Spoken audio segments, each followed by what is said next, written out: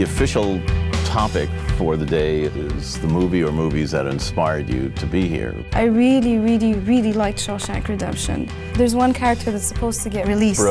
Brooks, right? Yep. Exactly, Brooks. And then he wants to murder another guy because he doesn't want to leave jail because he's so used to that institution. Then there's a line that Morgan Freeman's character says, "Don't you guys get it, man? He's institutionalized." And it just hit me. It's like, aren't we all sort of a little bit institutionalized? And there's a shot where they're all outside in the yard. And you see everybody walking in their uniforms. It's just the whole institution. It was like the whole world is that. So it's a microcosm of a much larger institution. It's not really about prison. It's a bigger picture to that. There are some films that every time I watch them, I see another layer, I see something new. 2001 is one example. The first time I watched it, 2001, I slept in the first act. You slept through the first part? Yeah, the first act. 5 years from there, I watch it again. Oh my gosh, it's much more about, it's about human beings, the world.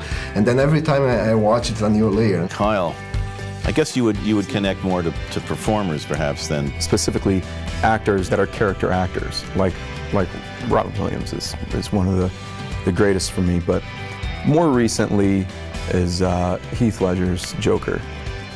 Right. In The Dark Knight. I mean, I couldn't believe it. That role is inspiring. I'm going to backtrack to comedy, I think, for mine. So I'm just warning you guys now. Shaun of the Dead is what I want to talk about a little bit. Everything about it. The writing is tight as a drum. I think Edgar Wright does some amazing stuff. Shaun of the Dead was one of the first that made me realize that I could try and do something like that. That was one of the films that kicked off the zombie It certainly did. craze, Yeah. which sort of still seems to be going on, right? It certainly does, yeah, it just won't die. Just like zombies. Exactly, it just won't die.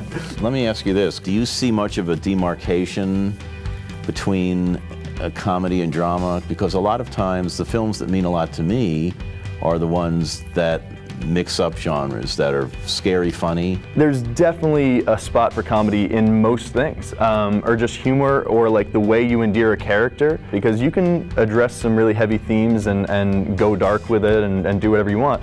But I still want, some characters that I can sort of relate to and root for, and a hint of sarcasm or whatever I don't think goes amiss in that kind of movie necessarily. It makes it human.